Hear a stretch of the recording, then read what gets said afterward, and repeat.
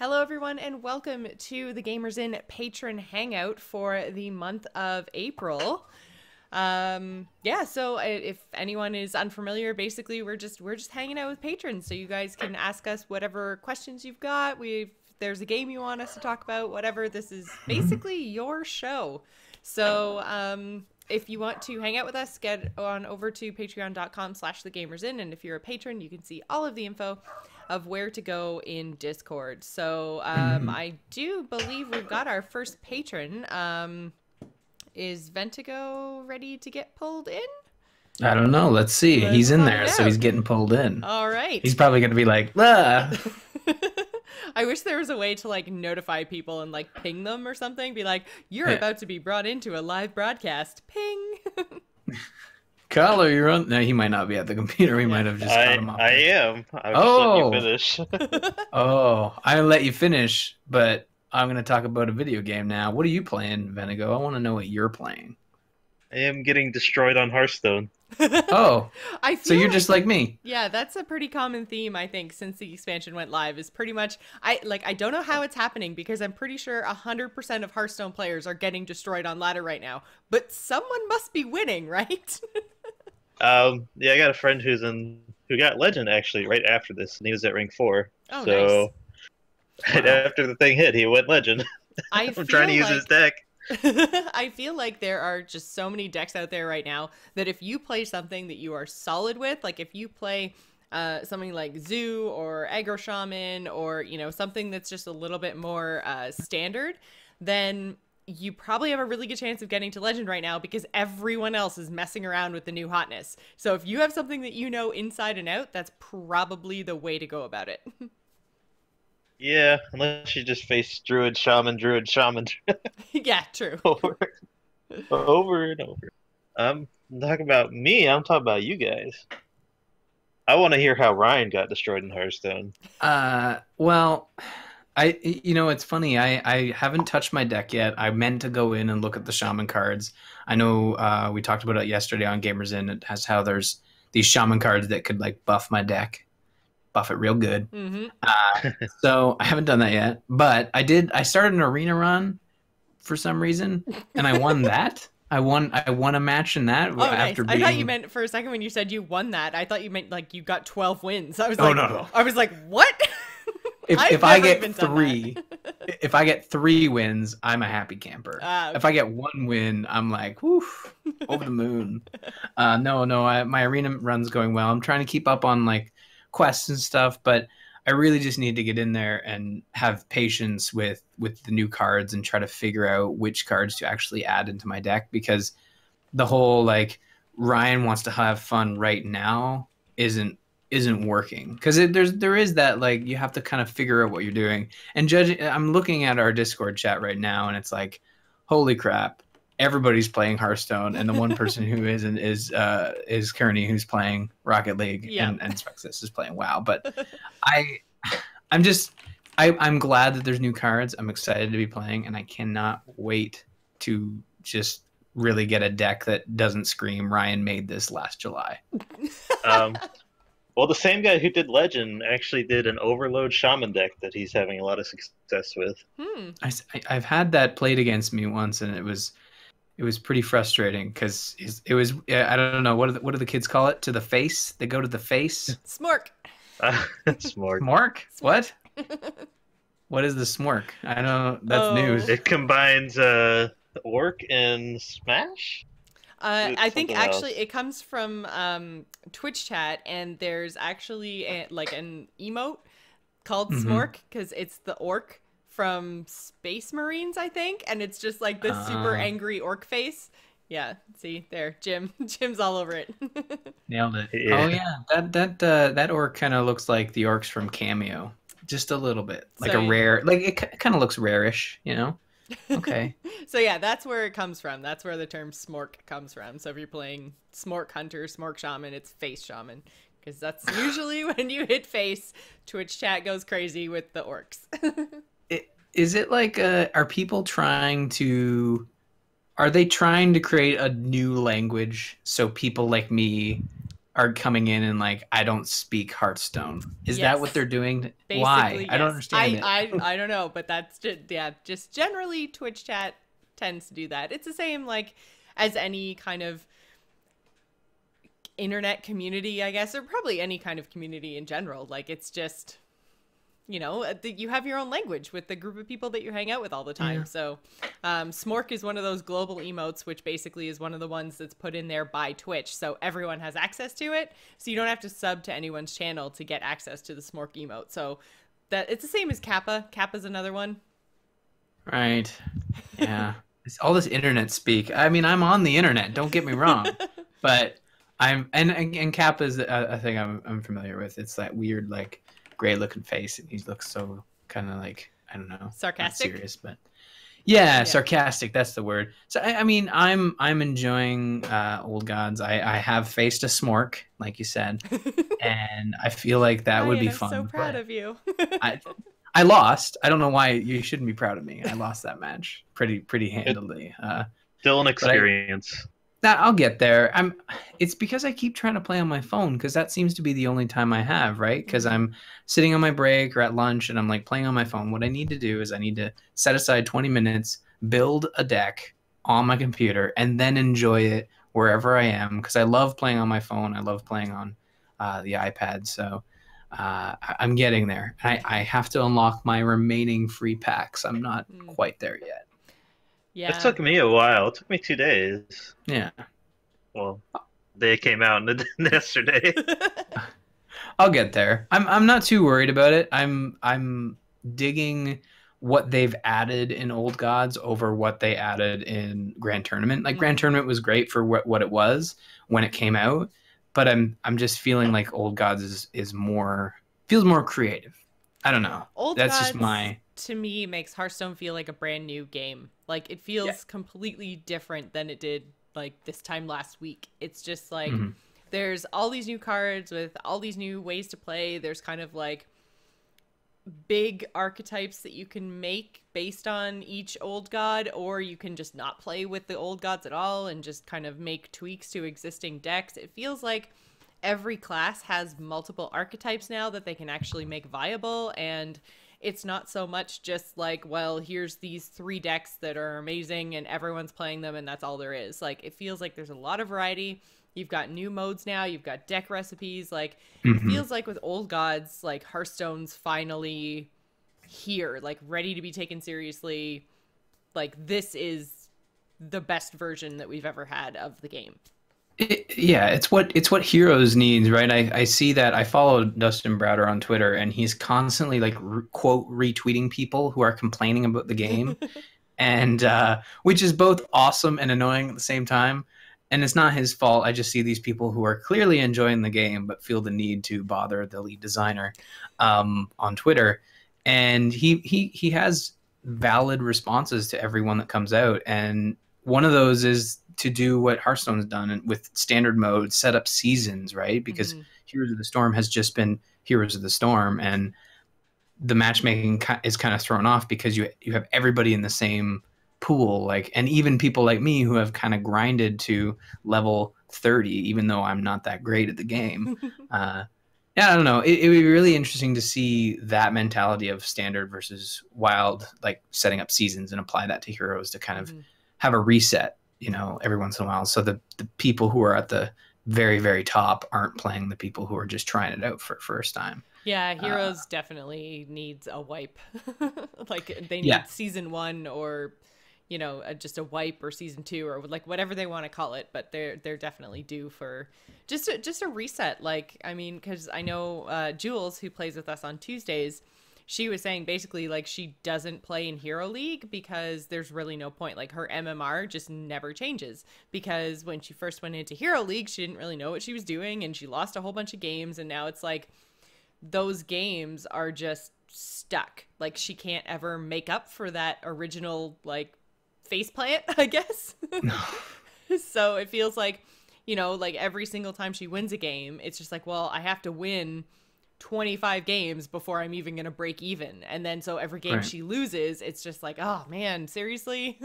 And it slides her back that much more. So if they just they need to wipe. But Morn in the Discord chat is asking what our favorite old god deck is.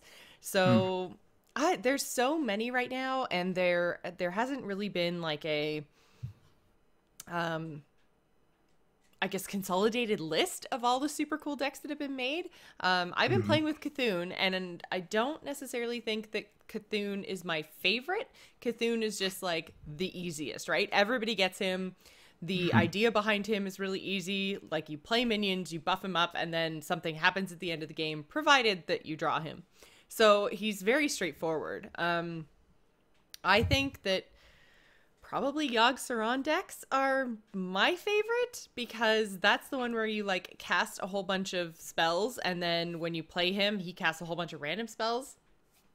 Right. So, I saw the reaction video of one of those. Someone had posted, I can't remember which Discord chat, but it was pretty fantastic. And one that's basically like just hit the YOLO button, I guess, exactly, when you're playing. And so there's kind of like a sweet spot with numbers of spells with him, where like you want to kind of have casted 10 to 15 spells before you play him. And then he's basically statistically going to, assuming you don't get, you know, some terrible, terrible, terrible luck, he's basically going to clear your opponent's board, probably summon and or buff some stuff for you, and then like, so basically he kind of flips the state of the board statistically. Obviously that doesn't happen every time, and that's when you get the super crazy videos, but I think it's really cool to kind of have that added level of complexity, because and I mean total and complete chaos and randomness, because like you have to know how to then react to the board, and you know what to save in case things go totally wrong when you play Yogg. So I think that it's a really interesting idea, and if you basically play too many spells, then there's like way too much of a chance of really bad stuff happening to you, and if you play too few, it's too random to really kind of control the outcome. So yeah, I think in terms of actual old gods, I think Yogg is really, really cool. I like his mechanic. N'Zoth decks I think are really powerful. He's the one that re-summons Death Rattle minions who have died that game. So you do have to make sure that you actually have Death Rattle minions all of die. them. Yeah, exactly. So you have to make sure they actually die. Like, just having them in your deck, he won't pull them from your deck. They have to be played and die, and then he resummons them. So that's a pretty cool mechanic, kind of close to Kal'Thuzad, but still pretty cool. It feels like they've been adding a couple of combos since League of Explorers that are like oh shit moments for Twitch streamers. Like you had the Golden Monkey and the Reno Jackson stuff. That was a big Twitch, oh my god, let's capture that and put it on YouTube type moment. And now it seems, and I'm not complaining, I think that's great because it makes the game exciting, as opposed to, I don't know if you saw that ESO is coming out with that Hearthstone clone. Yes. And I think there's a beta. I'm not in it, but it kind of looks... They've been emailing the crap out of me, and I'm just like, I don't want to do this. Oh. I have my card game already. See, they haven't been emailing. I haven't got an email yet, but I saw that, and it was just like, I mean, it's a little too late. Like, you had your chance probably before standard mode comes out, and releasing after that is kind of, I don't know, kind of weird to me. But I crafted all 4 gold gods in golden, so... You crafted gold versions? Yeah. Vent. How much dust do you have? Everyone calls me the 1%, but I think that Vent has just proven that it's not me, it's him. Well, I dusted all my GVG legendaries in gold, so I had enough. I dusted all the nerfs, so that started me off at 7,000 gold. You didn't want to keep your GVG golds for like your collection? No. Didn't really. I'm only gonna play standard, so. And it's kind of good that you know that. Like, I really have no idea. Like, Tavern Brawls are still going to be Wild. Wild has its own ladder. Right now, I'm playing in standard, but I might not stay that way. I just don't want to face the same decks that I've always faced. So I've been staying off the standard ladder, the Wild ladder. But yeah, I don't know. I don't think that the completionist in me could actually go into my collection and delete all GVG stuff, you know? Like, Oh, I didn't do that. I just deleted the bad epics, and I had a golden Sneeds, so that went. oh, okay. Um, I thought you meant you and like I got mean, rid have of you? all of your legendaries and all of your everything from GVG, and I was like, oh my No, god, only the Dr. bad Boom! ones. Dr. Boom stayed. Good. Um, Yeah. that's the only one you need. But have you seen my Smite collection? Like, really? Well, yeah, that's true. That is my that is my, what is it? The completionist thing. Yeah. I miss Smite. I need to go in and vote and do my like, I don't know, predict. Oh wait, no, I did it in advance. I think I went through and just clicked a bunch of shit. So it's like I predicted just what was it, Pantheon and Triggermore. I can't remember what it was called. Yeah, Jim was teaching you. Mm-hmm. Yeah. So Panthera is yeah. the one that you wanted to pick. Right, I know it was the Panther. That's how I remember. Yeah. It's I miss Smite. Smite's one of those games that we haven't played in a little bit, but they've been adding. They just added a new hero, didn't they? Another new hero, I should say. Yep. Within the like, last couple of weeks, yeah. Yeah, something like that. That's cool. Yeah. I need to get back. Is anyone playing Paladins? No, maybe. Nope. Overwatch. Yeah. Oh, right. I thought I saw another question, but I might have missed it. Yep. I don't know. I don't know where it was. I'll pull Jimmy in here. Because now that we're not on Skype, we can't crash the server. Yeah. He Hello, might be, Jim. Hello, Jocelyn and Ryan. Hey. How Hey, are Jimmy. you tonight? I am doing well. How about you? Pretty fantastical. We got old gods, so Cool. I'm like, I've been happy for like days now. Yeah, I haven't played too much, actually, but it's been interesting. That's a good word for it. Definitely different. Yeah. Which is nice So, for a game that's been around this long to be able to switch it up like that without completely like upsetting the board. It just shows good design, I think. It doesn't Well, I feel would say bad the board dying. is completely upset. Yeah. Well, maybe that's what they were aiming for. I don't know. It just, to me, it feels like when you have a game that's been around, it's been 2 years, right? It must have been. And Yes, 2 years and a month since release. yeah. So if you have a game around for 2 years, the fact that they're, I felt like the other expansions really didn't mix it up as much as this. And again, I'm a casual player, but playing with the old gods, it seems like, yes, okay, this is, like you said, it's like, feels like a whole new game. So it's been interesting for you. Have you like tailored any of your decks yet? How are you doing in Hearthstone? Well, I did do a shitty tempo rogue of my own, which I won a couple games with against Good. weird warrior decks, but I don't think it's actually any good. Mm. But what was interesting today is that I think Forbidden Shaping might actually be good. Hmm. Because I copied this Dragon Priest deck, which a guy was using at #1 Legend, and he had 2 of them in it. So I crafted them, decided to give it a try. I've only used it in 1 game, and actually it was irrelevant. I had lethal. But just having in my hand for several turns at 10 mana, and just thinking of all the ways I could use it, could fit it in on my curve with what I have in my hand, it actually seemed like it probably is good Mm-hmm. in some decks at least. Well, and that's because- kind of what we were talking about, is that like it's probably good or could potentially be good. It's probably one of the best of the forbidden cards.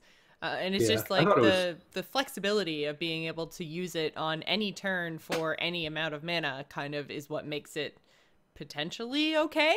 Yeah, and I think it could be legitimately good and valuable in Dragon Priest especially, because one of the biggest problems with that deck, both the current version and the old one, is that you got so many cards that depend on having a dragon in your hand to work well. Hmm.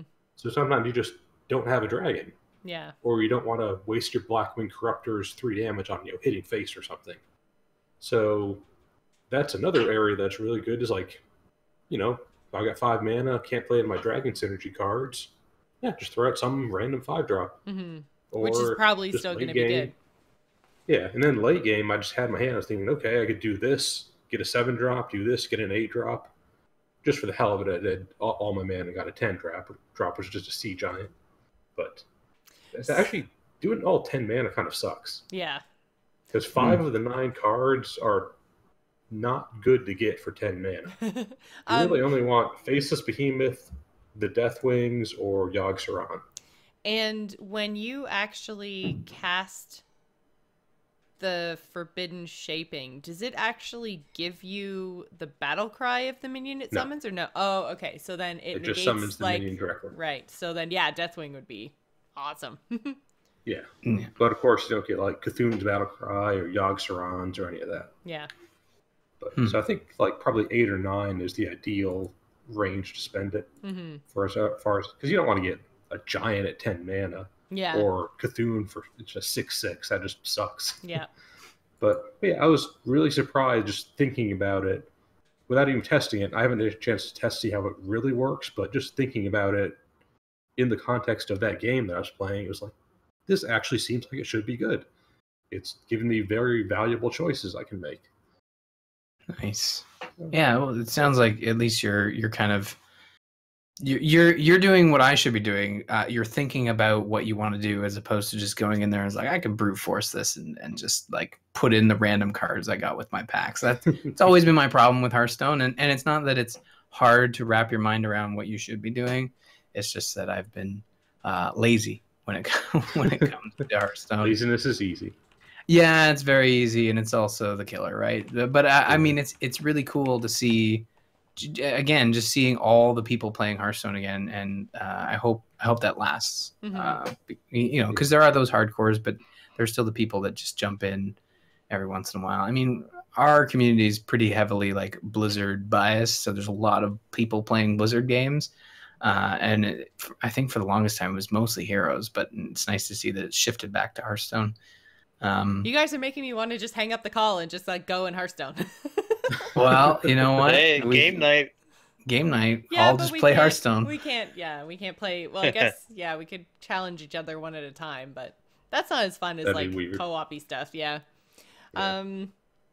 HS Alter in the chat room says, do you think the next expansion is going to feel not as important since it won't be in the game for a full 2 years like the first expansion of the year?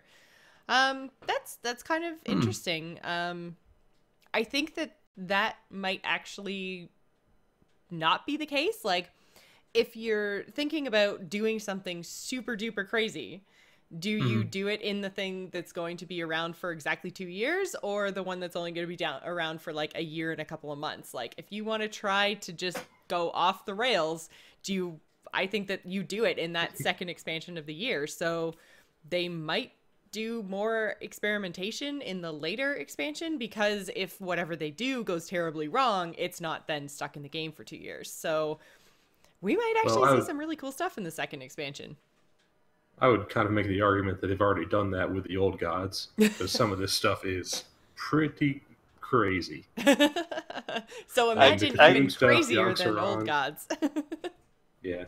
Okay, I'm wondering if there's going to be like a part 2 to this expansion, though. Old Gods Part 2? I hope so, because I am so disappointed that there's no Shah in this expansion. Like, the Shah are literally like pieces of Yasharaj, so why do we not have a whole bunch of Shah cards? Like, such a missed opportunity. I thought he was gonna split into them. Or you would have to like play a certain amount of Shah to summon him or something. I don't know, but Worst old gods card just turns into that one card. Was it Robot? Memoron, yeah. Voltron. Right. So, and I like the idea of a part 2. Is something I suggested. Like, it'd be really cool to see them do an adventure set to the old gods. And the fact that you mentioned the Shah, they could do something really cool with the Shah. Like, you're cleansing, like the Shah, the things you cleanse in Pandaria, right? Yes, yeah. So yeah, there'd be something really cool. Maybe you're like following around Lily, trying to find Chen. Oh, there's the Shah. Blast them. Don't cross the streams. That sort of thing. And there's all kinds of stuff with the Shah too. Like, there's little bubbles of Shah. There's like big, huge manifestations of Shah. Like, you fight some in Siege of Orgrimmar. I think you fight the Shah of Pride. There's like a couple of world bosses that, like, I think the Shah of Anger is one that you can find in Kunlai Summit. So like, I mean, there's all kinds of iterations on like what the Shah actually is. So it would make sense to have like little 2 and 3 mana cards, as well as like big 8 and 9 mana cards if you're going to go with the Shah theme. So Yeah, I was a little bit disappointed. I hope they do it eventually. I don't necessarily want like a Pandaria Hearthstone expansion, but I just think that the Shah would be a really cool tribe to have. So we got another question from the chat room. Actually, we got two questions from the chat room. Not Hearthstone related. So I think we just pulled Morn into the call. So Morn, do you have anything you want to talk about that's Hearthstone related before we kind of switch up gears here? I was talking about the old god deck question. I sent that to you guys earlier, but you pretty much already talked about that, so nothing specific and new, really. Okay. Are you enjoying old gods? Oh yeah, it's a nice fresh take. The same conversation we've all been having this whole time is it's nice to see something new, nice to change things up. Love the new meta where we were seeing tons of Pally and tons of Warrior and whatnot. Now we're seeing tons of Rogue and different Druid. types of Hunter and new Druid. It's nice to see the complete flip of the meta. Cool. That's what we want to hear, right? So. Exactly. Nice to know Druid didn't die. Yeah, everyone was saying like, "Oh, Druid's gonna be so bad." They're not bad. They're just different. They're still really powerful, but not in the like, "Oh my god, I can't let my health get below 14" kind of way. So, so Never Say Cass in the chat room asks, "What do you guys think about Pokemon Go? I'm way too excited to travel and play the game to catch new Pokemon." So Ryan, I feel like this is totally a Ryan question. Yeah. So they had a leak actually. They're doing a closed small beta in Australia, which is why I'm excited, because when they launch in Australia, the next country to usually get it is New Zealand, and then the next country to usually get it is Canada. I was gonna say usually it's like Australia, Canada, but I always forget about New Zealand. I'm sorry, New Zealand. Yeah. I love you. You have Lord of the Rings. If it weren't for Lord of the Rings, everyone would forget it. Let's be honest, everyone would forget about New Zealand. It's like Australia's hat, just like we're America's hat. We feel you, New Zealand. Yeah. It's a tough job. Feel your pain. Yeah. But no, Pokemon Go looks interesting. Some of the leaked footage, I haven't watched it, but from what I've heard, it shows customizing of your avatar. So you're going to be able to create your Pokemon trainer. You're going to be able to go around. It's like, okay, I want to catch a grass type, so I got to go to a place that Game Freak has labeled as a field, and you can go in and catch your Bulbasaur. And it's just like you actually have to like go there and like. Yeah. Oh, that's really really cool. It's like geocaching, but cool. Yeah. And you get good stuff, you know? Geocaching is cool. I know. Geocaching is super cool. I used to It do is that super all the cool. time. But there's no Pokemon in regular geocaching. That's true. So I'm just saying. It'd be really cool if you can like hold your phone up or something with like the camera going and there's some sort of like overlay of Pokemons like jumping around in front of you. Oh yeah, or something. it's augmented reality. That's what it is. Okay. That is super cool then. I haven't seen camera. any of this stuff, so It's been very like, again, the only official footage we've seen is just an announcement trailer that was the CG stuff. Mhm. But all the leaks have been like the field tests that they've done. There hasn't been any official releases of videos that actually show people catching Pokemon. Mhm. But that's what you are going to be able to do, is create your trainer, level up, catch Pokemon, and even battle, I think, too, is another one that they've shown.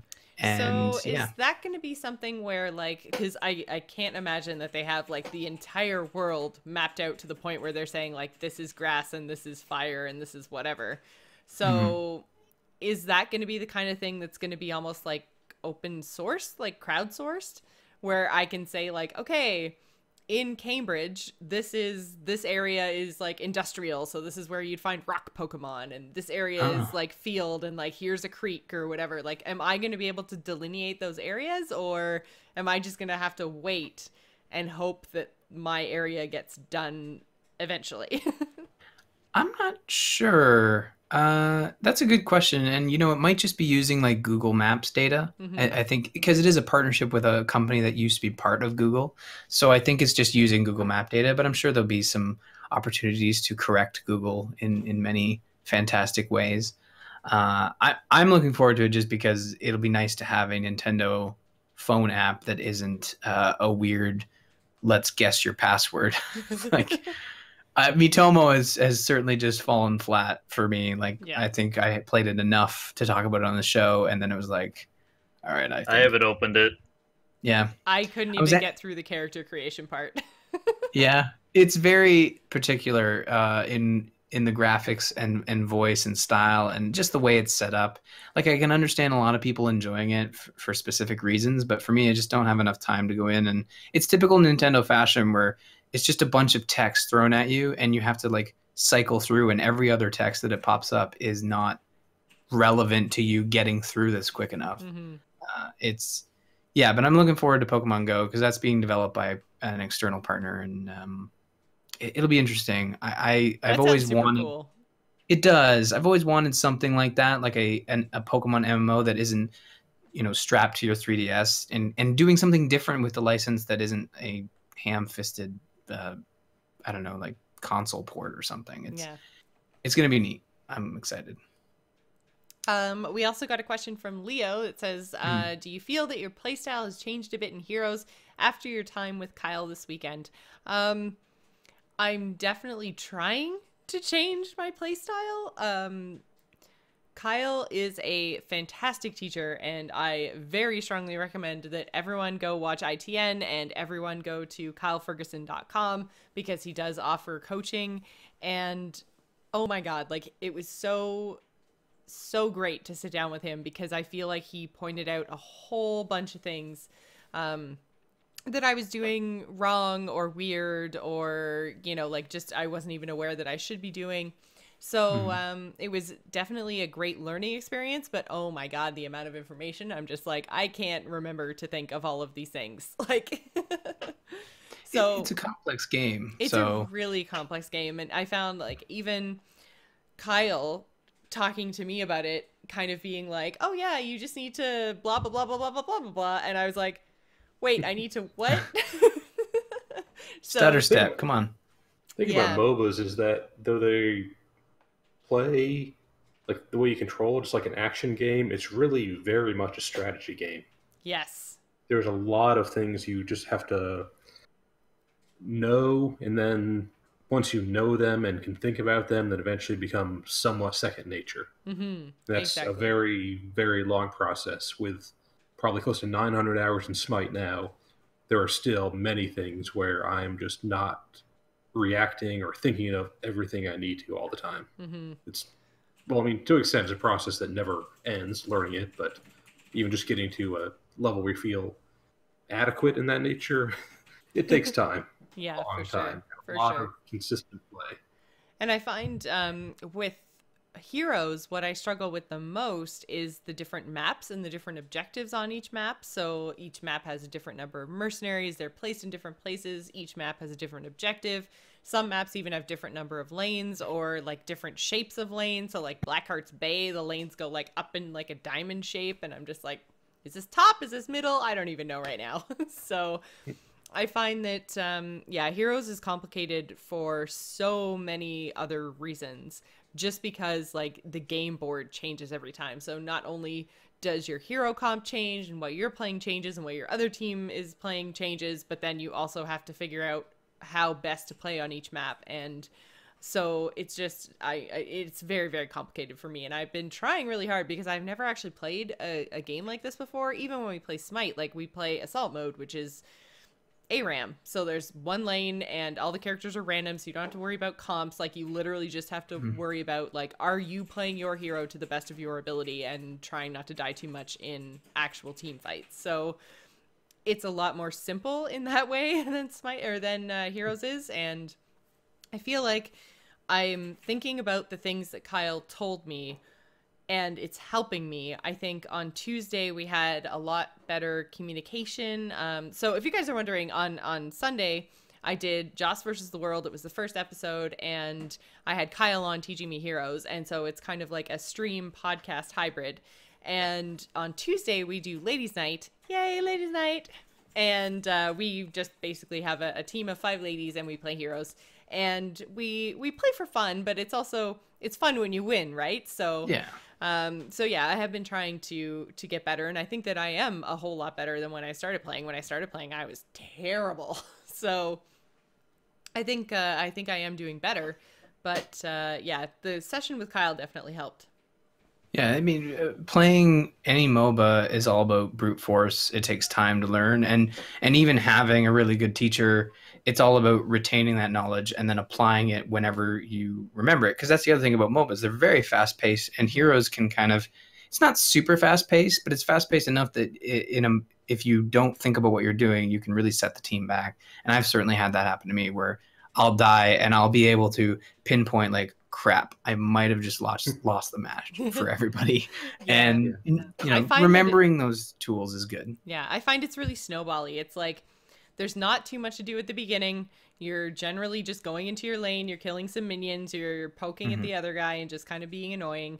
But very, very quickly it starts to be like, okay, team fight into objective, into team fight, into mercs, into back to your lanes, back to your team fights, like push this tower, go get this thing. And, you know, like it very, very quickly becomes you are doing one thing after another, and there's a lot of movement and there's a lot of map awareness. And that just, it probably like within 10 minutes of starting the game, it's like just these things one after another, like there's no breathing time. So I think that's when I start to fall apart, is I'm just like, oh my God, there's 18,000 things that I should be doing right now. And then I end up wasting time because I'm like, well, I could get mercs, I could go back to my lane, or I could go help my teammate where it's a 2-on-3 situation. And I'm just like, oh my God, I don't know. And then I spend 30 seconds standing wherever I am trying to figure out what the best place to go is. And then usually I get there too late. Yeah. Regarding what Ryan was saying about them not being very fast paced, the pacing in MOBAs are very weird because when you're just moving around, compared to other games like a first-person shooter, you're moving pretty damn slow. Yes. Yeah. But then things just happen so quickly, like your entire team can be wiped in 10 seconds if everything goes wrong. Yes. Yeah. So it's just like, just diddling around, like in Heroes, just clicking on the map, or in Smite, just walking around kind of slowly. Then all of a sudden a fight breaks out and there's abilities flying everywhere, there's lights flashing, it's freaking chaos, and it's like, oh, 5 people are dead all of a sudden. Exactly. You know what the hell just happened? I was having a nice little walk across this map, and all of a sudden it was like World War III out here. Yeah. You don't move fast, but like you said, abilities start flying and death just springs out of nowhere. And that can be frustrating because just like a first-person shooter, if you just respawn, actually worse than a first-person shooter, because when you die, your respawn rate increases or decreases rather. And when you're out there, you're I finally rezzed, I'm back in the game, let's do this, and then that Illidan just like, you know, he kills you, and you're down and for another 60 seconds, and you're like, ugh. Yeah, it's like I have that feeling in Smite all the time, like I just got here, and now I have to, you know, listen to Apollo. I was like, oh, great. Yeah, I don't know. I like MOBAs because I like playing multiplayer games, but that's one of those issues that if you don't, simple mistakes can really be capitalized on by great players. So very true.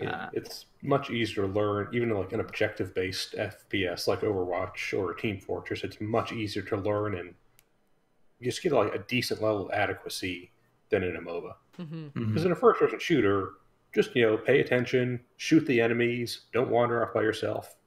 You'll probably do okay. Yeah. But in a MOBA, you can supposed do to be by everything yourself. right in that or you can do everything right in that aspect, be where you're supposed to be, pay attention, but still there's so many other things you need to know and that can go wrong, and that you got to keep track of, like ability cooldowns. That is so hard to get used to, both your own and your opponents. Yes. It's really, really important to know, does he have his ultimate, or has Thor thrown his hammer in the last 8 seconds? If not, we can kill him. If he does, he'll just get away.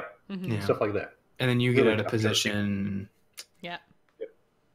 Yeah, you chase a kill, and then you realize, oh, there was absolutely no chance whatsoever that I was actually going to kill him because he had a movement ability up, and now I'm out of position and going to die. Yeah. I do that a lot because I'm extremely aggressive, and I like to go hit people.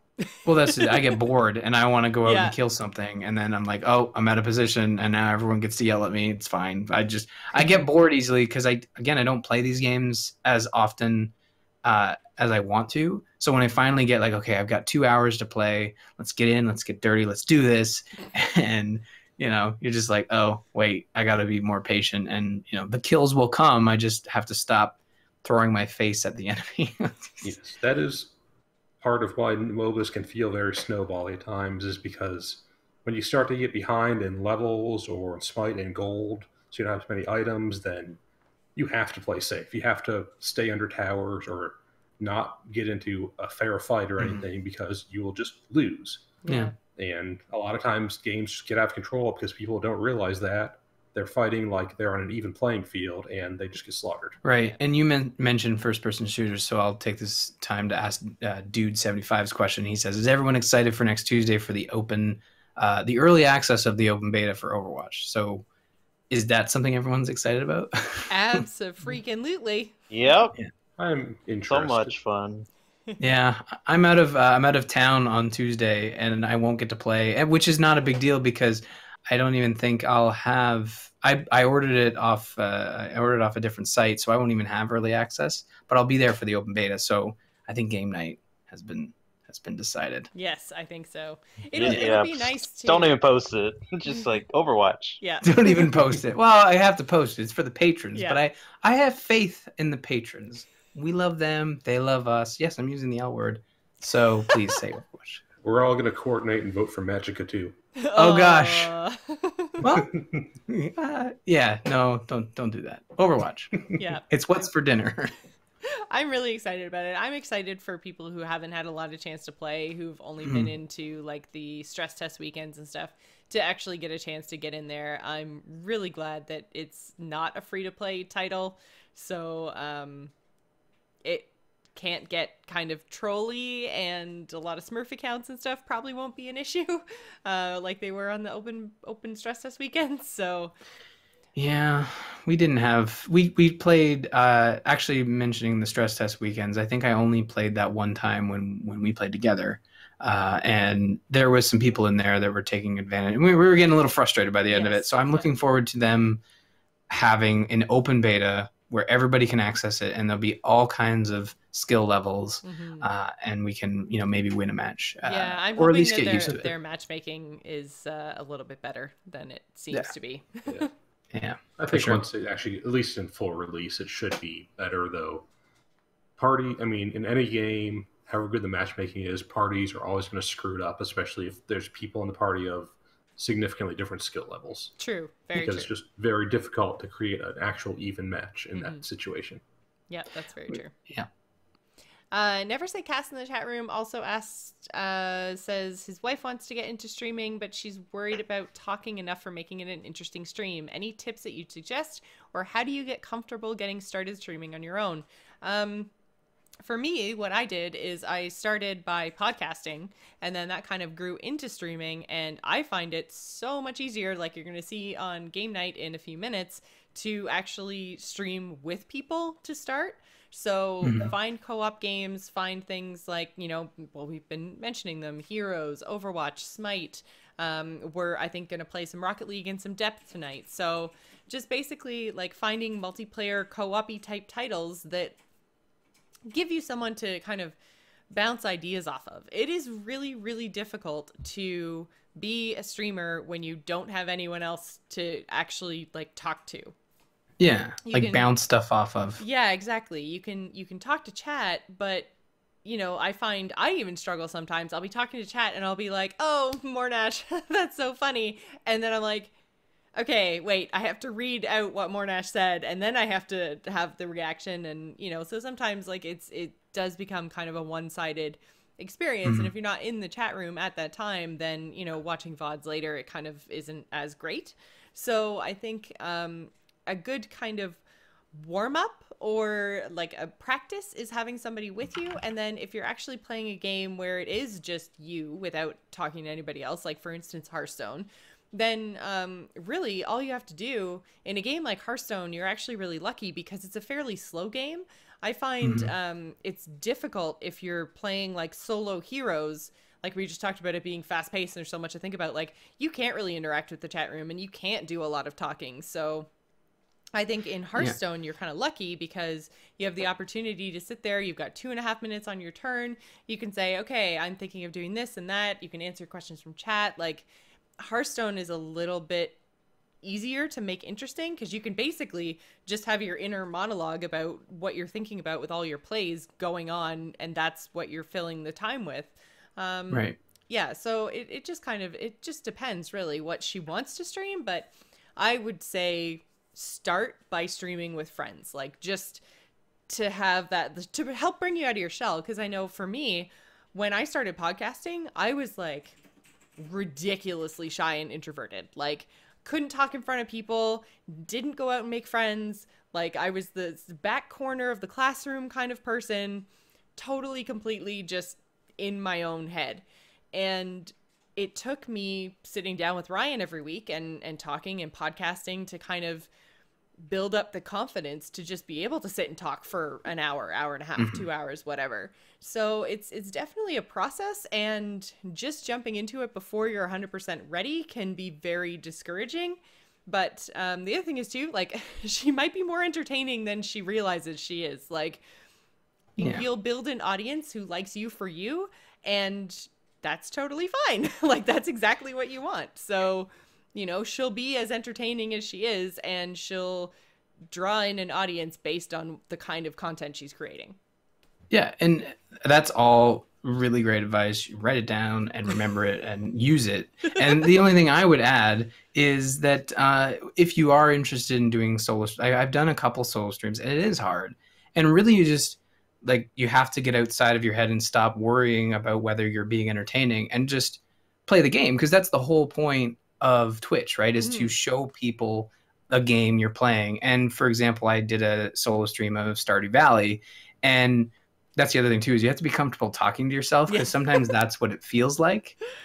For sure. Yeah, and playing off the chat, it gets easier as you go, and you just have to kind of think of them as your cohorts as you're playing, like using their text and regurgitating it and adding your comment to it, and I found works really well. But just playing the game and having it available for people to see is the number one thing, one of the most important things about Twitch, because that's what it's about, right? So if you start with a great game that you love and want to show to everybody, like take Stardew Valley is another great slower paced game to stream, where you can focus on the gameplay 100% and the chat and be, you know, a little more talkative to yourself. And really, that's the main thing, is just getting used to talking to yourself. It's not weird. It's just how you roll as a Twitch streamer.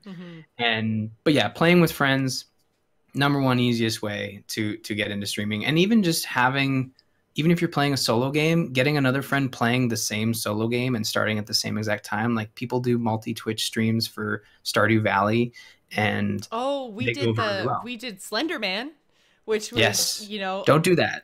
Well, I mean, but it's kind of a fun idea though, because even if you're playing single player games, like, we played off each other a lot. Like, I'd be walking through the woods and nothing bad would be happening to me, but somebody else would have something happen to them, and they would be like, and I'd be like, what? It's like, well, nothing, because you're not technically in the same game, but just like having that play off each other, just, you know, audible to yourself in the stream really helps. Ryan, you touched on something too that I wanted to highlight, playing a game that you want to show people. Play something, like, don't just go to Twitch and see what the most popular thing is, because the most popular thing is probably going to be League of Legends. And if you don't like MOBAs, and if, you know, you're not familiar with the game, you're probably not going to have fun, and people like to see other people having fun. So if you're doing something that you're just like, whatever, I don't know what I'm doing, I'm dying a lot, this is really not fun, then no one's going to watch you. If you're playing something and crazy stuff is happening and you're having a good time, you're going to draw people in with that, like, positivity. So that's another thing. Like, make sure that whatever it is that you're doing, you're having fun doing it. That's like, how many number one things can we have? I'm pretty sure you can have as many as you want, because Twitch is the best and it has all the number ones. But one thing you mentioned, like, again, this is what we do, and this is what we're entertained by, and this is what we love doing. And things keep popping into my brain. They're like, ooh, try this. And another good one, we mentioned multi-Twitch streams, and Don't Starve was one of those games we played for game night, and there's nothing stopping you from joining us for game night and streaming your side of it. And then you have like a dual stream going and saying like, well, I'm playing with the game night peeps and this is my side of the view. Like Kearney has done that. Ping Pong P has done that in the past with Rocket League. So if you want to watch someone who can fly, yeah, if you can want go to someone his stream who can actually play the game properly, then yes, you can watch Matt's stream, and he is actually really, really good. Or you can watch us doing stupid things and looking up and watching Matt fly over us doing actual things. Yeah, and that offers an opportunity for you to get your feet wet, you know, get some experience, and also have those people you're playing with friends. Because you know what, when you play game night with us, you're playing with friends. It's a fun time. Exactly. One last thing, Barbara in the chat room mentioned it. If you're going to be streaming, and I can't stress this enough, if you're a lady specifically, having mods that you know and trust is a very excellent point. My mods are, well, I think like Ryan, Jim, who is in the chat with us right now, Barber, who is one of the ladies from Ladies Night. It just like people that I know personally, like I've met in person, or people who have been around my community for a really long time. Swexist is one of those community members. I've never met him in person, but you know, it's very much like your core group of people who are going to essentially protect you when you can't protect yourself, because you're going to be paying attention to the game. You're going to be paying attention to being entertaining. And if you have to watch the chat and make sure that terrible things aren't being said about you, because terrible things at some point are probably going to be said about you, then, you know, having enough people that you know that someone is going to be in chat every time you stream and they're going to take care of the situation, then, you know, like that's very important. It allows you to focus on what you should be doing instead of taking yourself out of that to deal with an issue in the chat room. Yeah. It's super important to have mods because, like you said, I remember it was like every we'd be seeing while I'm playing the games, I'm watching Twitch chat as well, and I'd see things pop up, and it's just like that is, if that person has parents, like they are not paying attention to what they're doing online, because that's just terrible. And that's where you know you got to throw some swords around. You got to get your Knights of the Round Table. You got to have that sort of protection, because again, it takes you away from the game. You want to be able to focus, and if you want to be entertaining, you just want to have your focus on the game. Have your focus on the game. Have people in chat to kind of, you know, poke you. If you want to even make it easier to interact with chat, you could even have someone on the Skype call with you that's sort of helping monitor chat, similar to what I understand you do with the Getting Nailed stream, right? Or Get Nailed. Getting Nailed. And we should say Getting Nailed. The Get Nailed stream is me doing my nails. There's no sexy time happening. You know what I meant. Come on. I'm just trying to like. Still a thing. What is it? A pun? Is that what it's called? It's or a play on words. Play on words. Thank you. It was a play on words. I just said it wrong. How come me saying it wrong makes it sound worse? Probably because everyone's used to the actual name of the show. But you have a narrator, right? Is that how that works? Yeah. So Jim was narrating for a while, and then we had a couple of big donations on stream. So I pulled some of the big donators in to do the narration. And Jim, if you're around tomorrow, then we're gonna. I don't know. I can't decide what I'm gonna do for my nails tomorrow. So. But yeah, we're going to do a Get Nailed stream tomorrow, so. Okay, quickly. Someone has to suggest something. 100% sure. And I won't be home till about 4 o'clock because I have to work overtime these days. Oh, boo. Well, if you're around. How about Spider-Man nailed? All the other characters. What'd you do? The Captain America and Iron Man? You could do supporting staff. I can do Captain America and Iron Man. I do have Avengers nail wrap things. But the movie doesn't come out till next week. I know, so I was thinking of doing that next week. I could do Overwatch, because then Overwatch the beta's next week, and then I could do Batman versus Superman. Captain America, I could do that on next week. But anyways, you can do Tracer's butt wedgie on your thumb. Oh, there we go. That'd be super easy, right? Hashtag butts. Yeah, Buttgate. How come every time we talk about Twitch, it has to end with butts? I don't know. Understand. Is like, everything is all about the butts. I'm all good with the butts. Yeah, that's fine. Civil War would be great, but that's next week. So this week, Overwatch sounds like a good one. Leo's saying they just added another comic. I haven't checked out the the McCree comic yet, so I'm behind. Mm. It's not animated and cool looking, so I haven't watched it yet. I was gonna say I thought you meant an animation, but no, a comic. Okay, I haven't read any of the No, comics, so I'll have to go check that out. But Apparently, it's pretty light on content. oh yeah. Oh, okay. From what So is they're it like saying, the Smite Overwatchers. comic you made me read? I didn't make anybody read that. I haven't read the sequel yet. I need to check out the sequel. All right, so I think that's probably going to do it for us on the Patron Hangout. So it's time for game night. I think we're going to jump in and be Sharks first. Let's do some Sharks. All right, we're going to go play some Depth. I think if you guys in the chat room haven't picked it up, Depth is currently on sale for like $5 or something. And if you're not familiar with the game, I think it's going to be on sale until tomorrow morning. So you should definitely go check it out on Steam if you like the stream tonight and go pick it up, because it is a super fun game. I've never actually played it online. I've just played it like online with friends. I mean, like there's like a matchmaking type lobby system, but I've only played it with friends and it's been stupid fun. So I definitely recommend anyone going to pick that up. Again, it's on sale on Steam till tomorrow morning and it is super duper cheap. So yeah, we will be right back with some Depth, and then I think after we play some rounds of Depth, we're going to jump in and play some basketball in Rocket League. So all right, we will be right back. Bye, everybody.